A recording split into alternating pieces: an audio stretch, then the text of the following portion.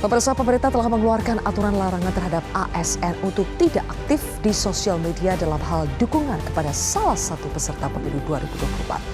Sebetulnya sudah banyak sekali aturan yang dikeluarkan pemerintah agar ASN tetap netral dalam pemilu. Namun yang menjadi hal fundamental adalah penindakannya. Jangan ada lagi tebang pilih jika ada ASN yang melanggar atau kejadian ASN tidak netral niscaya akan terulang. Inilah yang akan kami sajikan dalam editorial malam hari ini, Tidak Tebang Pilih Netralitas, bersama saya Zilvia Iskandar.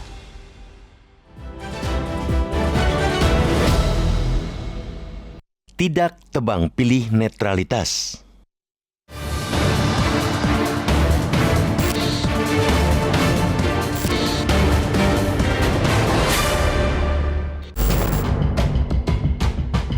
Netralitas aparatur sipil negara atau ASN adalah bentuk upaya untuk menegakkan pemilihan umum yang jujur dan adil.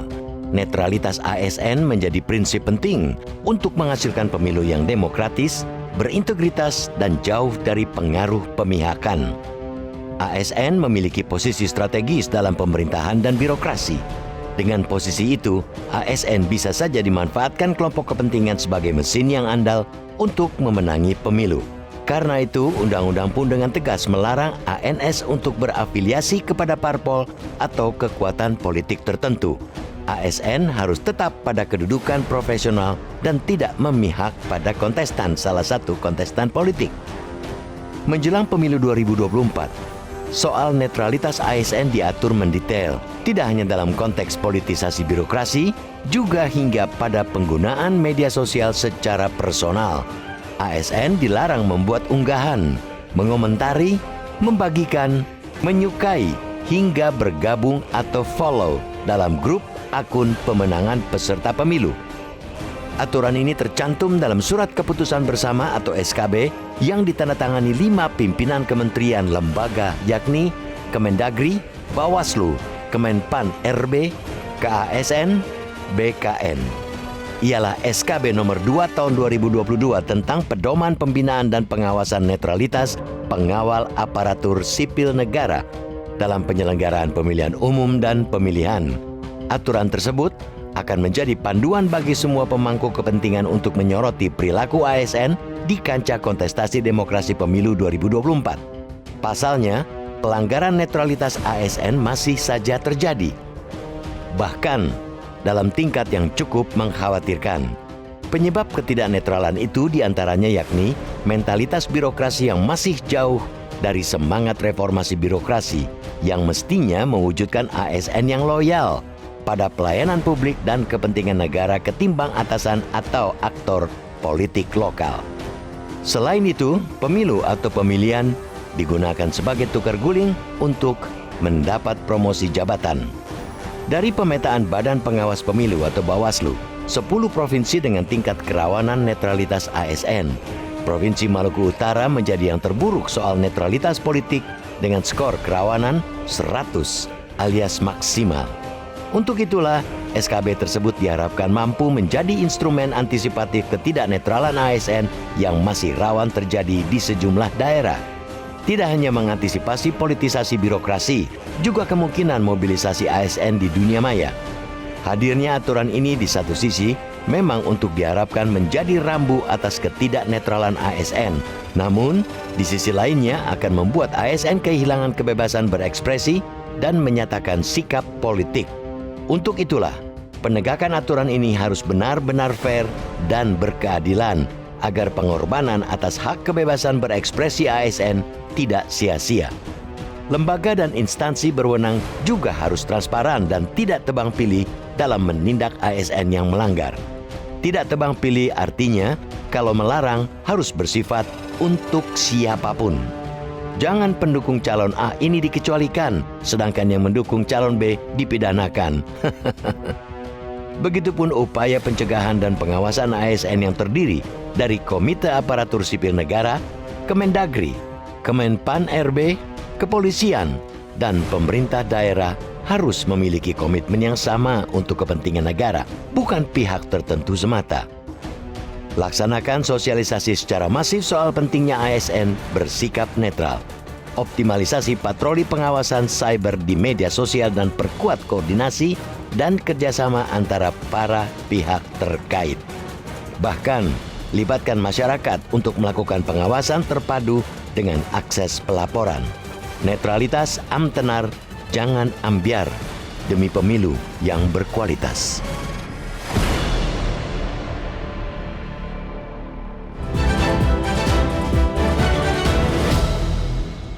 Tidak tebang pilih netralitas, itulah yang menjadi topik di editorial malam hari ini, dan saya akan membedahnya bersama dengan Ketua Dewan Redaksi Media Group. Sudah ada Bang Gaudensius Suhardi. Bang Gaudens, selamat malam. Selamat malam, Surya. Baik, Bang Gaudens, apakah aturan atau surat keputusan bersama yang mengatur penggunaan medsos bagi ASN ini memang sudah sesuai dengan permasalahan dan menjawab kebutuhan yang ada? Kalau aturan itu banyak sekali ya, yang terkait dengan ASN supaya netral. Minimal ada 3 undang-undang, ada undang-undang ASN, undang-undang 5 2014, ada undang-undang pemilu, ada undang-undang pilkada. Di sana jelas-jelas dikatakan bahwa ASN itu harus netral. Masih ada juga peraturan pemerintah nomor 59 tahun 2021 yang berbicara juga tentang netralitas ASN. Regulasi yang begitu banyak ternyata tidak mampu menjamin ASN itu bisa netral. Dari data dari Komisi Aparatur Sipil Negara itu sepanjang 2023 saja sudah ada 64 ASN yang terbukti terlibat tidak netral ya. Data sepanjang 2000 sampai 2001 itu ada sekitar 1.596 ASN yang terbukti melanggar. Itu artinya apa? ASN itu terlibat aktif di dalam pemilu itu pada masa prakampanye. Kalau masa prakampanye saja sudah terlibat sangat-sangat aktif, bagaimana pada saat kampanye nanti? Baik, Bang, tapi kalau kita lihat ketika begitu banyak regulasi yang sudah ada, tapi dibuat lagi ada surat keputusan bersama lagi soal penggunaan medsos, apakah ini berarti permasalahannya itu berulang? Tidak pernah jera, tidak pernah kapok, sehingga akhirnya ditangani dengan aturan demi aturan lagi? Ya tentu yang paling penting itu kan konsistensi menegakkan aturan. Tetapi pertanyaan paling mendasar itu, mengapa ASN mau melanggar aturan-aturan yang ada? Karena memang tidak ada keteladanan. Mereka melihat ke atas kok banyak sekali yang melanggar, cawe-cawe gitu kan. Karena itu ASN juga sembunyi-sembunyi memberikan dukungan. Bahkan pada 2023 ini ditemukan oleh Bawaslu ada ASN yang memberikan KTP untuk memberikan dukungan kepada calon anggota Dewan Perwakilan Daerah. Ada juga ASN yang masuk menjadi anggota partai politik. Itu artinya aturan-aturan itu dibuat hanya untuk dilanggar. Diterobos begitu saja ya. Nah, kalau begitu apa jaminannya dengan aturan yang baru ini? Penggunaan medsos itu betul-betul bisa ditaati oleh para ASN, Bang? Tidak ada jaminan sepanjang tidak ada yang mengawasi secara sungguh-sungguh. Yang ada ini kan selama ini kan mengawasi seakan-akan diawasi ASN itu, padahal dibiarkan. Dan yang paling kita memberikan titik berat itu terutama ASN yang berhadapan langsung dengan masyarakat. Bagaimana harus menjaga netralitas para camat seluruh Indonesia dan kepala desa dan kepala lurah gitu. Karena mereka yang berhadapan langsung dengan masyarakat pemilih itu sendiri. Nah inilah titik bahayanya. Mengapa ASN itu ditakuti sehingga diminta untuk netral? Karena mereka memegang anggaran negara yang bisa saja anggaran itu juga fasilitas-fasilitas lain negara dipakai untuk kepentingan kepentingan politik tertentu itu. Itu yang ditakuti. Mereka punya anggaran, kemudian juga punya kemampuan untuk memobilisasi massa. Nah, apakah itu cukup, Bang, dibendung atau dijembatani, dibentengi hanya dengan aturan seperti ini? Atau memang harus ada sanksi yang betul-betul menjerakan, memberikan efek jera kepada mereka? Ya, sanksi yang memberikan efek jera itu sudah ada ya. Misalnya dalam Pilkada 2020 itu kan ada 17 ASN yang dipecat ya. Tetapi kita harus katakan yang dipecat itu kan yang di bawah-bawah ya. Padahal yang langsung atau tidak langsung, tidak netral di dalam pemilu, dalam kontestasi itu adalah ASN yang punya jabatan. Karena apa mereka melakukan itu? Karena mereka ingin berkoalisi ataupun berkolaborasi sehingga jabatannya nanti tidak dicopot gitu.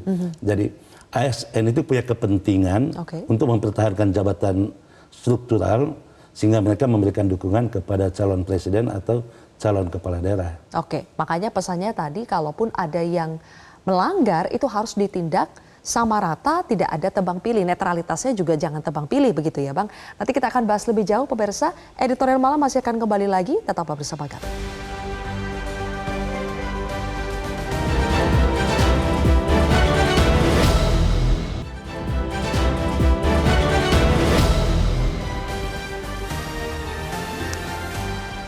Ya, pemirsa, ini adalah pernyataan dari anggota Komisi 2 DPR RI, Gus Pardi Gaus, yang mengatakan bahwa netralitas ASN itu jika ada yang melanggar jangan tebang pilih. Kalau melarang, artinya melarang harus bersifat untuk siapapun, jangan calon A misalnya ini dikecualikan.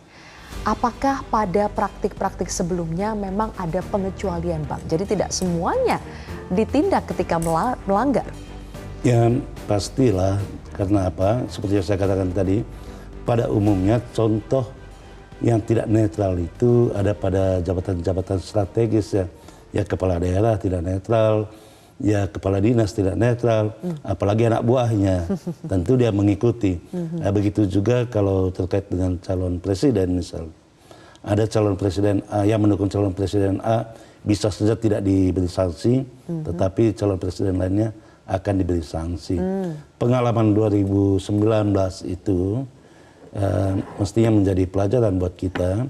Undang-undangnya masih sama, aturannya masih sama, tapi pelanggarannya bertubi-tubi dilakukan oleh ASN. Itu artinya tabiat ASN yang lama itu masih terus terbawa. Atau dengan kata lain, reformasi ASN, reformasi birokrasi itu masih sebatas kata-kata. Karena apa? Karena sembunyi-sembunyi ASN itu melakukan politik praktis. Oke, masih sebatas jargon ya Bang soal reformasi itu. Tapi Bang, kalau kita berbicara soal bagaimana menindak mereka yang melanggar, wasitnya sendiri itu bisa tidak kita percaya? Wasitnya di sini kan berarti ada, kalau untuk ASN spesifik ada Kemenpan RB, kemudian untuk pelanggaran pemilu secara general ada Bawaslu. Apakah wasitnya sendiri bisa kita percaya untuk berlaku adil terhadap para pelanggar ini? Ya tentu saja tidak ya, karena itu menjadi persoalan ya. Kalau kita membedah Undang-Undang Nomor 5 tahun 2014 tentang ASN itu, yang memberi sanksi siapa? Ya atasannya. Yang tidak netral itu atasannya kok. Jadi sepanjang sanksi itu diberikan oleh atasan, apalagi dia dalam hal ini itu yang tertinggi itu adalah kepala daerah, ya susahlah. Kita berharap ASN itu benar-benar netral. Kita kembali lagi memori kita pada 30 tahun Orde Baru. Orde Baru itu kuat karena salah satu kakinya itu adalah birokrasi. Birokrasi itu belum melepas dari intervensi politik. Jadi ada tarikan dari luar, dari partai-partai politik, dari calon-calon, dan juga ada daya dorong dari ASN itu sendiri untuk memberikan dukungan.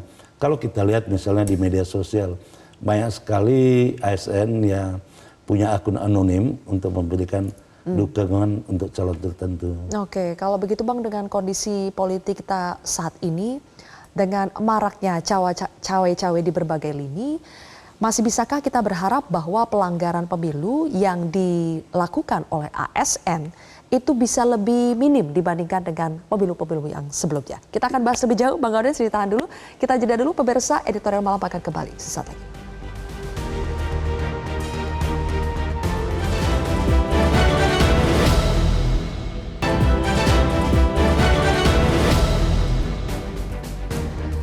Pemirsa, kami melakukan polling lewat media sosial X dengan pertanyaan aturan ASN untuk tidak aktif di medsos dapat membuat ASN netral di pemilu 2024. 52% netizen menjawab ya, yakin ya dapat membuat ASN netral di pemilu 2024, sementara 48%-nya tidak yakin.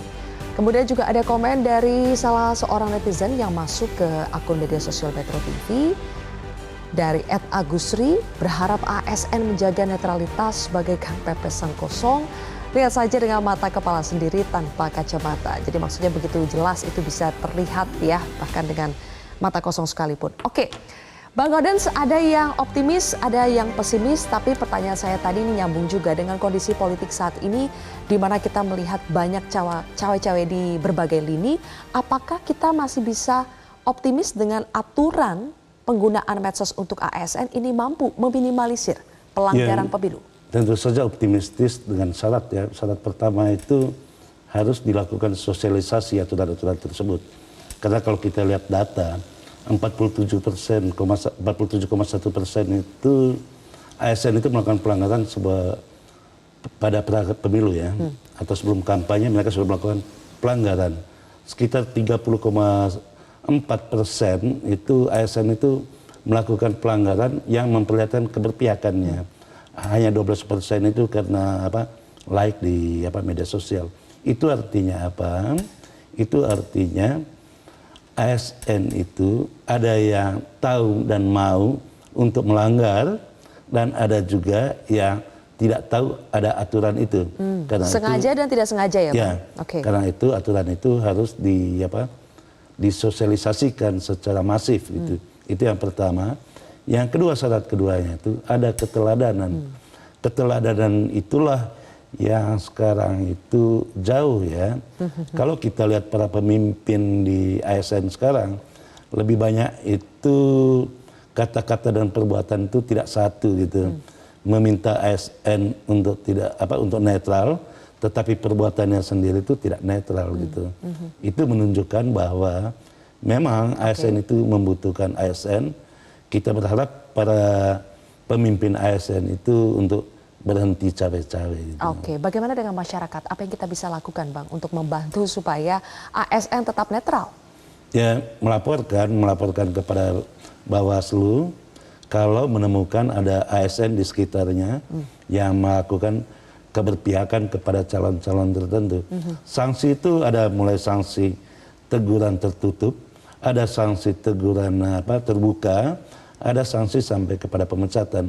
Kalau yang terkait dengan pilkada tahun lalu itu kan 17 ASN yang dipecat. Ya.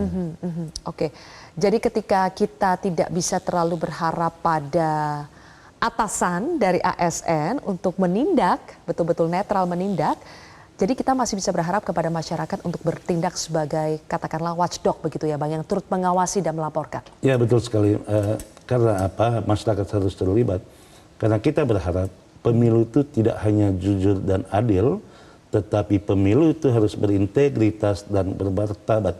Nah, martabat pemilu itu harus diperlihatkan oleh antara lain ASN, termasuk di dalamnya itu polisi dan tentara.